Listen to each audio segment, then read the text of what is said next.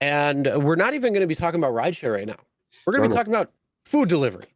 Yeah, let's do Now, that. we did mention recently that food delivery, an app called Grubhub, has been deactivating drivers based on acceptance rates Yeah. and them not having good acceptance rates. Now, Uber and Lyft, don't matter what your acceptance rate is. You can accept or deny every single ride coming in, and it does not matter. Grubhub does matter.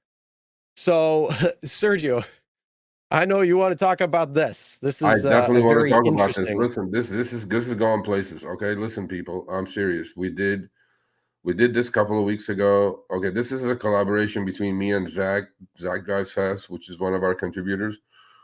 He put up a video that Grubhub, he had like 15, 20 drivers in Vegas that had to be his subscribers, told them that, oh, we all got deactivated within the 2 hours of each other for the same reason, which it says here in the email section 4. So we dug deep as usually we do. Then we did a video. Then we put the snippet out. Snippet got like 45,000 views, and dozens of people came forward. Oh, me too in Norfolk, Virginia. Me too in San Antonio. I found two guys on Twitter. Me too in Houston. Me too in this. Me too in that. I'm going like, this is like a fireball now. Now we have like 100 people who got deactivated by Grubhub for low acceptance rate. How are you guys going to say, how do you know it's low acceptance rate? It's because we called Grubhub. We have a recording. Their support said, "Yeah, we deactivated you for low acceptance rate unequivocally." I'm like, well, that's not kosher. I don't think you should be able to deactivate anybody. So look, this is going through our channels. This is going to go places. So due to that fact that we got so many people that came forward saying that, oh, they did this to me, they did that to me, they did this to me. I'm like, look, everybody got deactivated for this section 4. We dug into section 4. Section 4 has nothing to do with acceptance rate.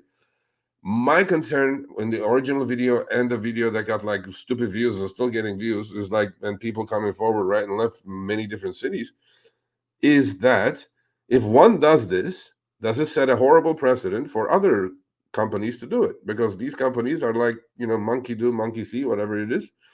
They'll just copy each other. And what is to say that DoorDash is not going to deactivate people with low acceptance rates, or Uber Eats, or Uber, or Lyft, or Instacart, or whatever? So we want to kind of nip it in the bud, but we're in the process of getting a legal opinion on this, and we're also in the process of collecting names and phone numbers. That's all we're doing: names, phone numbers, and email addresses. Okay. I need, please, everybody to go to the show notes. If you're one of those people, all we're doing is collecting names now. We're gonna fight for you guys. Most people don't look like they care about being on Grubhub or not, but that is not the point.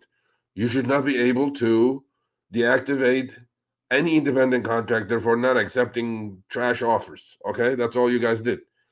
And I give you that Grubhub, please. They all had low acceptance rates, but they had very also low cancellation rates. So this is going places. So please, please go sign that. It's not a petition, it's just a collection of names and emails, so we have contacts. And we want to get a head count of how many people are we dealing with here. 100, 200, 500?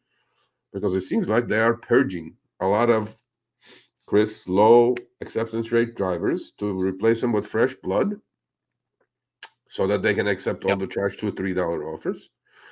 At the same time, I have a very high suspicion that Grubhub was sold to this European company, I think, for $7 billion about 3 years ago, 4 years ago.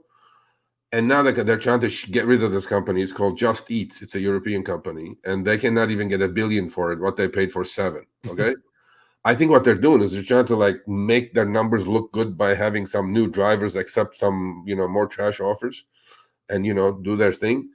At the same time, as you know, they also they also deactivated their own CEO this week, which is like, you know.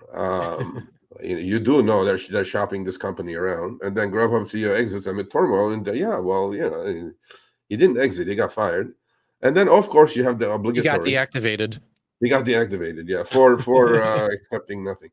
And he goes, "I'm incredibly proud of what this team has accomplished, and will forever value the relationships I forged here."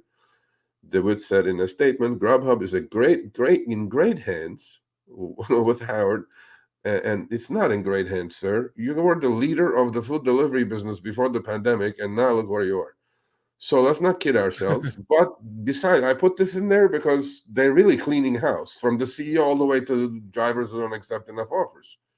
So I'm like, okay, then forget the CEO. We care more about the drivers. I'm not saying anybody, listen, no promises. I'm not telling you guys that I'm going to get you guys back on the platform. We don't operate like that. It's none of this. We have different plans. I'm working with Zach on this.